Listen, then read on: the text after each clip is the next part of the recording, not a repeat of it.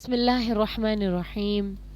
رمضان المبارک گزر چکا، عید بھی آ چکی، اب بقرہ عید آنے کی تیاری ہے، لیکن ہمیں رمضان کے روزوں کی کیا ہو رہی ہے، یاد آ رہی ہے ہمیں۔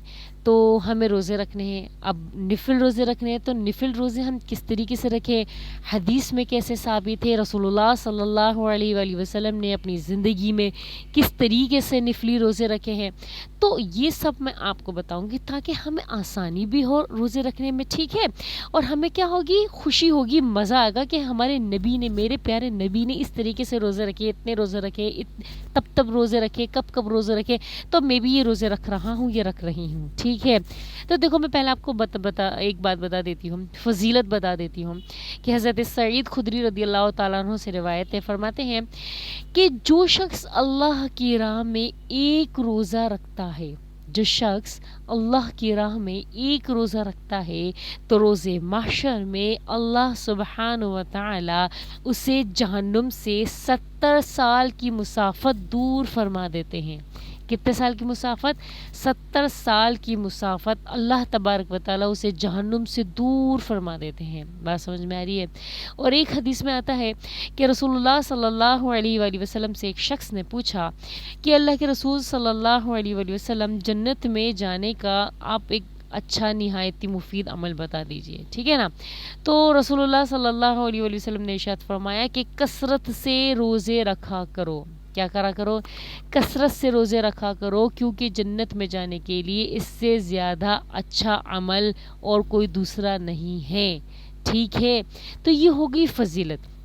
اب میں آپ کو بتاتی ہوں کہ روزے، اب ہم نفلی روزے رکھیں گے، وہ تو دیکھو فرضیت تھی، فرض روزے تھے جو ہم نے رمضان مبارک میں رکھ دی، وہ تو سب نے رکھے، ٹھیک ہے، وہ تو سب نے رکھے۔ اب سنتیں جو ہوتی ہیں، جو نفلیں ہوتی ہیں، وہ تو کوئی کر پاتا، اللہ تعالیٰ کسی کو توفیق دیتے ہیں، ہے نا، یہ بات ہے۔ تو رسول اللہ صلی اللہ علیہ وآلہ وسلم نے ایام 20 کے روزے رکھے۔ کب کے روزے رکھے؟ ایام 20 کے۔ سنن نسائی کی حدیث ہے کہ رسول اللہ صلی اللہ علیہ وآلہ وسلم نے ایام 20 کے روزے رکھے، اور ایام 20 کہتے ہیں چاند کی 3 تاریخوں کو۔ کون سی تاریخیں ہیں وہ؟ 13، 14 اور 15۔ یہ چاند کی 3 تاریخیں ہیں، جیسے کہ ربیع الاول یا ربیع الثانی یا شوال، ابھی تو شوال تو گزر رہا ہے، ٹھیک ہے۔ تو جیسے کہ اب مہینہ آگے گزرتے جائیں گے، تو ہر مہینے میں چاند کی تاریخیں آتی ہیں، 13، 14، 15۔ تو آپ نے یہ ایام 20 کی تاریخیں کہلاتی ہیں، تو ایام 20 کے یہ 13، 14، 15 تاریخ کو آپ نے کیا رکھنا ہے؟ روزے رکھنے ہیں، ٹھیک ہے۔ یہ نفلی روزے ہو گئے۔ رسول اللہ صلی اللہ علیہ وآلہ وسلم نے ارشاد فرمایا یہ پورے مہینے کے برابر ہے۔ کس کے برابر ہے؟ پورے مہینے کے۔ آپ نے پورا مہینہ روزہ نہیں رکھا، لیکن آپ نے چاند کی یہ 3 تاریخوں کو روزہ رکھا، 13، 14 اور 15 کی 3 تاریخ آپ نے روزہ رکھ لیا، یہ پورے مہینے کے برابر ہو گیا، سبحان اللہ۔ اب سنن نسائی کی ایک اور حدیث میں ہے کہ رسول اللہ صلی اللہ علیہ وآلہ وسلم نے پیر اور جمعرات کا روزہ رکھا۔ کب کا روزہ رکھا؟ پیر کا اور جمعرات کا روزہ رکھا۔ اب دیکھو یہاں پہ یہ سوال پیدا ہوتا ہے کہ میرا ہی اشکال ہے کہ اب ایام 20 جیسے 13، 14، 15 تاریخ ہے، ٹھیک ہے، میں اس کے روزے رکھ رہی ہوں، لیکن مجھے رسول اللہ صلی اللہ علیہ وسلم کی ایک اور سنت کو اپنانا ہے کہ آپ صلی اللہ علیہ وسلم پیر اور جمعرات کے بھی روزہ رکھتے تھے۔ تو جیسے اب پیر ہے، میں نے پیر کا روزہ رکھا، اور ہو سکتا ہے اور یہ ممکن ہے کہ پیر والے دن ہی ایام 20 کی 13 تاریخ ہو یا 14 تاریخ ہو یا 15 تاریخ ہو۔ تو اگر پیر والے دن ایام 20 کی کوئی تاریخ پڑ جاتی ہے تو صرف ایک ثواب نہیں ملے گا، آپ کو 2 ثواب ملیں گے، آپ کو دگنا اجر ملے گا، آپ کو دوہرا اجر ملے گا۔ ایک تو آپ نے پیر کا روزہ رکھا، رسول اللہ صلی اللہ علیہ وآلہ وسلم کا آپ نے سنت ادا کی، اور ایام 20 کے آپ نے روزے رکھنے کی جو ہے نا آپ نے رکھا کہ بھائی ایام 20 بھی ہے، تو آپ کو کیا ہو جائے گا؟ دگنا اجر ملے گا۔ بات سمجھ میں آ رہی ہے میری؟ تو یہ آپ نے یہ ایام 20 کے روزے کی میں نے آپ کو بتا دیا کہ کس طریقے سے رسول اللہ صلی اللہ علیہ وسلم چاند کی 3 تاریخوں کو رکھتے تھے، اور پھر آپ کو میں نے پیر اور جمعرات کا بتا دیا۔ اب ایک اور نفلی روزے کا طریقہ ہے جو رسول اللہ صلی اللہ علیہ وسلم رکھا کرتے تھے۔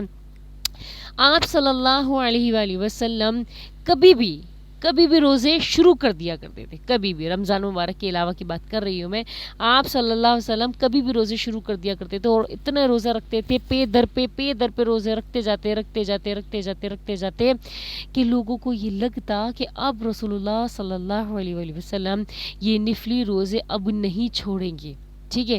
پھر ایک وقت ایسا تھا کہ آپ صلی اللہ علیہ وآلہ وسلم وہ روزے چھوڑ دیتے اور پھر ایسا چھوڑتے کہ لوگوں کو لگتا کہ شاید اب رسول اللہ صلی اللہ علیہ وآلہ وسلم دوبارہ نفلی روزے نہیں رکھیں گے. ٹھیک ہے. پھر ایک وقت ایسا آتا کہ آپ صلی اللہ علیہ وسلم پھر سے روزے رکھنا شروع کر دیتے. بات سمجھ میں آ رہی ہے؟ تو یہ رسول اللہ صلی اللہ علیہ وآلہ وسلم کی زندگی کا ایک اور طرز تھا. ٹھیک ہے. ایک اور سنت ہے جو ہمیں معلوم ہوئی کہ ہم اس طریقے سے بھی روزے رکھ سکتے ہیں. جیسے ہم نے ایام 20 کے روزے رکھ لیے یا ہم نے پیر اور جمعرات کا روزہ رکھ لیا. اب ہمیں ایسا ہے کہ ہمارے اندر طاقت ہے، قوت ہے، ہمت ہے اور جستجو بھی ہے کہ ہمیں روزے اور رکھنے ہیں. تو پے در پہ روزے رکھتے جائیں بنا گنے بنا آپ نے ثواب کو کاؤنٹ کیے آپ نے جو ہے نا روزے رکھتے جانے، پے در پہ رکھ رہے. اب جب ہمت جواب دے گئی، ٹھیک ہے، جب ایسا لگ رہا ہے کہ ہاں مجھ میں کمزوری آ رہی ہے یا کسی چیز کی میرے جسم میں کمی آ رہی ہے، تو آپ نے کیا کرنا ہے؟ روزے چھوڑ دو. آپ نے روزے چھوڑ دیے. پھر آپ میں ہمت جمع ہو گئی، طاقتور ہو گئے، ہٹے کھٹے ہو گئے. آپ اگر ہو سکتا ہے کہ آپ موٹے بھی ہو گئے ہو تو آپ نے کیا کرنا ہے؟ پھر سے روزے رکھنا شروع کر دینے. روزے رکھو پے در پہ روزے رکھتے جاؤ. جب آپ کی ہمت جواب دے دیں آپ چھوڑ دیجئے. یہ ایک سنت بھی ہے. نفلی روزے رکھنا بہت بڑا ثواب بھی ہے، سنت بھی ہے.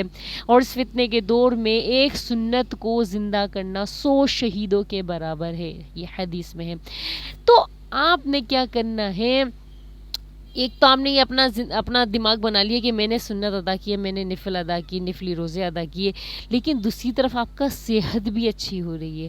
آپ کے اندر ایک ضابطہ آپ کا مضبوط ہو رہا ہے کہ آپ کے اندر جو ہے نا برداشت کرنے کی آپ کے اندر قوت جمع ہو رہی ہے کہ کس طریقے سے آپ چیزوں کو برداشت کر سکتے ہو، آپ کس طرح سے چیزوں پہ قابو پا سکتے ہو. روزہ رکھنے کے اتنے فوائد ہیں. بات سمجھ میں آ رہی میری؟